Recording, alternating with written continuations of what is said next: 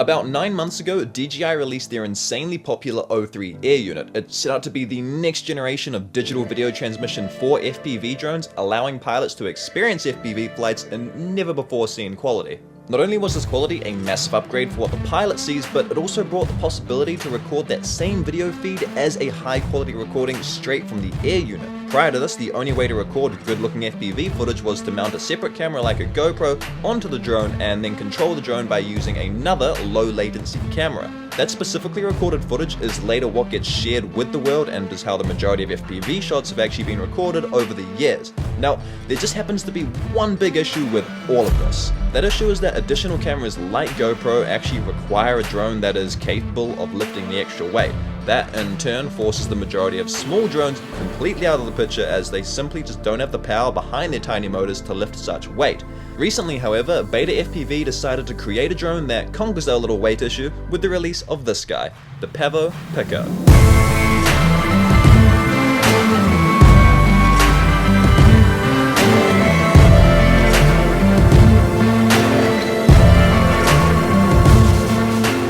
Alrighty, so this right here is the FPV Pico. I haven't actually personally bought this drone yet. Instead, I've just borrowed it off of my mate Neil, who, as you might remember from this video, is actually not my girlfriend. Anyways, I've had this little guy out for a few flights so far, and god damn, the possibilities of what I feel like can actually be achieved with a drone of this nature have become seriously apparent to me really quickly. I've just had it down by the lakeside following my girlfriend, and then also flew it around Tyron, who was busy smacking a tennis ball against the wall, but both times I was actually filming super close to them and honestly had zero worries about the potential to injure anyone. Now, that is a massive feat for flying around people, by the way. Even when I've flown other cine whoops like the iFlight Bumblebee or DJI Avata, there has always, and I mean always, been a large point of awareness when flying around people, as let's be honest, if one of those drones hit you at 80 kilometers an hour, you're probably gonna know about it. Now, there was one thing that I had to be consistently aware of and also a little bit worried about while flying the FPV Pico, but we're gonna get to that a little bit later in the video. For now, I'm heading up to Auckland to put this thing through its paces and show you every damn pro and con that I can find with it. So, let's get our asses up to Auckland.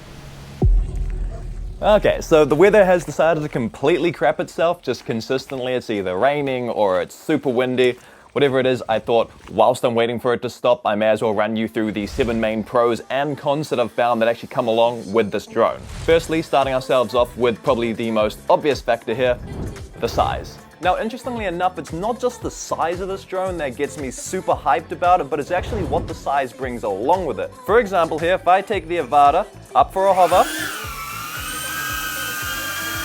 you're probably going to be able to hear that it's pretty damn loud and it hasn't got the nicest sound profile to it. We bring that back down.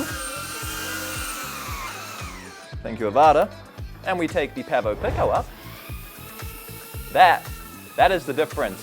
That's what size does. I mean, this does come down to the fact that the Avata is obnoxiously loud and it's ridiculous, but this guy on its own, super quiet little beast. So the size and sound allows us to be able to fly safely indoors through gaps like that. The size and sound allows us to be able to fly safely indoors through and that too. The size and sound of this thing allows us to be able to fly safely indoors, around myself, not hitting things, and it's not going to burst out our eardrums. So, with that being said, it's a big positive from me. But what difference does any of this make if these are just tiny whoop features that we've had for years now, right? Well, you see, this is where perhaps the second most major factor actually comes into play with it. The O3 camera unit. If you're familiar with the DJI Avata, you'll know that the camera used in this is simply just a gimbal-mounted O3 Air unit. Now, just take a look at the size difference here, because these two drones shoot the exact same footage from the exact same camera and will give you pretty much the exact same results. Now, yes, of course, there are flight characteristics that are different, but that's not what I'm getting at here. The fact that we have one of the most intuitive recording systems built into a cine whoop of this size is almost surreal. It means we have no need for an additional GoPro, so we can leave the extra batteries, SD card, and camera at home while we benefit from everything that O3 has to offer, like auto record, internal storage, no additional batteries, you name it. We're now able to record 4K 10-bit D-Cine-like stabilized footage from a drone as tiny as this. That's a massive pro. Now, take it outside into non-favorable weather, like higher winds, and this is where things start to get a whole lot more interesting with it. Because the Pavo Pico weighs, I think it's 100 grams with the O3 unit on board, it's a super lightweight machine. That means should you take it up in even the slightest breeze like we've got here now, you start to feel your controls slipping from you a little bit, and then as the breeze gets even more higher and stronger, it pretty much becomes impractical to even want to fly, as it becomes a point of just trying to hover your drone instead of get any sort of shot around the place. So wind comes in, drone usage goes out. This is certainly no different to any of the other tiny whoops out there, but as this drone claims itself as a cine whoop, not a tiny whoop, it's worth noting that its performance falls apart very quickly in sort of non-perfect weather. Of course, there is the flip side to this as well, where in perfect conditions, this thing flies perfectly well and is in fact one of the smoothest flying whoops that I've actually ever flown. However, weather resistance is a con for me. If it somehow nailed this though, as like the largest cine whoops do, I actually don't think that there would be any competition for other drones on the market whatsoever. Alright, that does bring me to what this drone might be the absolute king of, however, especially for operators who might be less confident or even just less experienced. That thing is chasing people. I've had my fair share of chasing people, bikes and cars, but with that always comes a known risk of the potential to injure or damage something. For example, flying an open-propped 5-inch drone is much more suited to chasing cars, as it's got the speed and power to keep up with them. Plus, if it did happen to collide, it's not really going to do anything, significantly drastic or damaging to that car. Fly that same drone chasing a person walking down a beach or a bike in the park, and suddenly the risk factor has kind of increased significantly. So, sure, maybe your next best bet is to take out your full-size cine whoop and commence the chase with that. For fast-paced things like motocross, this is most likely your best and safest option, and if you collide with the rider, it's not going to do anything other than bump them a bit. However, should you bump into your subject who might be moving at a slower pace with the same speed, it again has the potential to hurt a lot. Cue the Pavo Pico. Chasing people or flying close proximity to people is suddenly a stress-free experience for both the operator and also the person who is actually being filmed. I'd bet that even at full throttle straight into something, the Pavo Pico would struggle to do any proper damage to a person or an object. Not that I'm willing to test that out right now, but that really does make it the king of chasing people, flying close to subjects, and just all around creating a safe environment for everybody in the scene. A massive factor that comes into play for the safety of flying around people or even just indoors is these, the prop guards. They're what cine whoop frames are most commonly known for and have got many different styles and designs, so there really is no one way to design them. What Beta FPV did, however, is show everyone how not to design a frame. This is genuinely one of the biggest flaws that this drone has, which many other tiny whoops don't have, by the way, and it's led to Neil going through 3 of these plastic frames already, as after crashing, the frame is consistently broken. That's actually what this tape on the side here is doing. It's holding the frame together because it's broken. Now, if I had no previous experience with tiny whoops, I might have let this point slide, but because I've literally put my Beta FPV Meteor 75 Pro through crashing hell and back, I happen to know a thing or two about durability. I actually could not tell you how many solid crashes I've had with my Meteor where I thought it was going to be the end for sure, only for the little guy to fly right out of the crash, absolutely unfazed. The fact that one crash into anything with a bit of speed breaks the Pavo Pico's frame is kind of disappointing. It's really flimsy and doesn't protect the props from below, so you've actually got to be super careful when taking off not to clip the tips of the props on the ground, and it's just generally fragile. Personally, I think adopting something like the Mobula 8's frame design, where the ducts are actually supported underneath, would have been a much more durable direction to take, and honestly, I would happily give up a bit of flight time for the extra weight if that was the case. So, overall frame design, not great. To continue on with my little design tangent too, I do have to touch on the propellers. Because they're so easily damaged, they're going to constantly be needing to be replaced, otherwise we end up with jittery footage, which, sucks for flying in general. Now, even if I could overlook the design issues in regards to actually damaging the props, there's just no way to overlook the issues faced while changing them. These 1.5mm push on the shaft props actually suck. You hurt your fingers trying to get them on and off, bend the props from the pressure, or if you're lucky enough like I was with my Meteor 75, which has the exact same prop design, you'll even get to somehow bend the motor. Now, I get it, it's not the end of the world, sure, but at 20 New Zealand dollars per motor, these things aren't exactly cheap to replace all the time. Maybe there's some user error happening here, but so far, in my opinion at least, it's probably the biggest flaw in this entire drone. Now, if that wasn't enough to get you thinking twice about crashing this little guy, it's about time I dropped the biggest bombshell of them all. The price. Coming in at just under 200 New Zealand dollars, this drone appears to be one of the biggest bargains of the century. Except it's not. Add on a further 450 New Zealand dollars, and that brings us to a grand total of 650 bucks. For the sake of a few comparisons here, my Meteor 75 Pro, that costs $200, and something like my go-to favorite drone ever, the iFlight Nazgul Evoke, costs just $200 more at 850 New Zealand dollars. I'll leave the speculation up to you there, but I'm pretty sure you can see where my mind might sit with regards to the cost. Obviously, this isn't Beta FPV's fault, as the majority of the cost does come down to the DJI-03 Air unit, but still, it's a pretty hefty price for a pretty niche drone. Certainly not a great bang for your buck, in my opinion.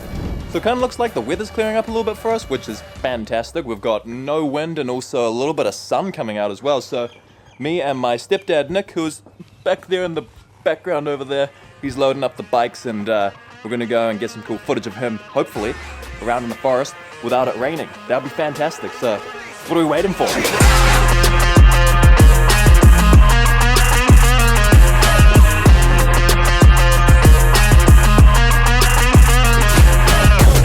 Literally just started flying, and we get this. You can't even see it.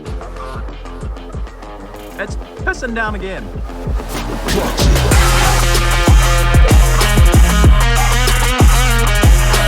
So it's been about another half an hour at least. The rain has finally stopped.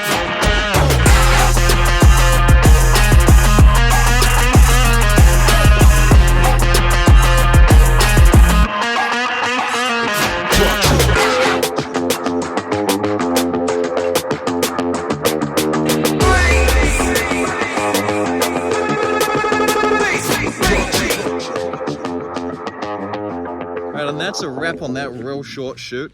I do have a sunrise planned for this, and there's a potential that I'm actually going to use this on a paid for job tomorrow. We'll see if that happens. Otherwise, there is definitely going to be a sunrise that I'm going to shoot.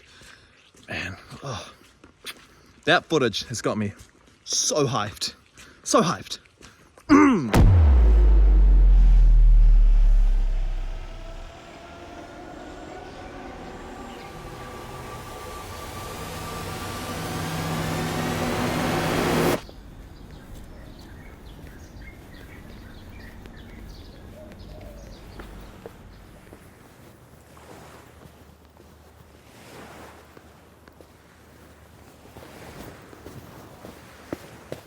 How cool is this little bit? Oh my God, we got the sun rising. How cool is this little beach though? It's gonna be absolutely perfect. Check this out. We got the sun coming, we got the sun coming up right there, right now, which means we're absolutely perfect timing to get the Pavo Pico out. And then I got some stuff to talk about, but I gotta get this damn sunrise, holy crap.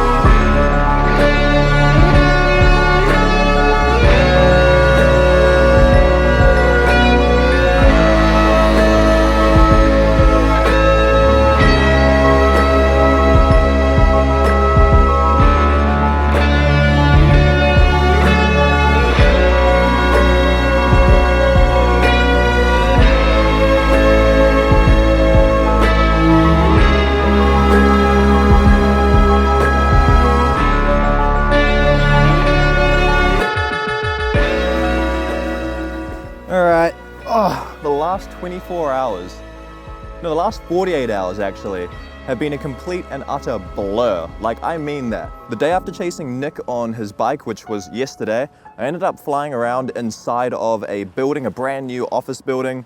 Super, super cool. I used this as a few things I do need to talk about because I screwed up a little bit, and unfortunately I didn't quite get the footage I really wanted. Before we get onto those two things though, have a quick watch of the two clips that I got now.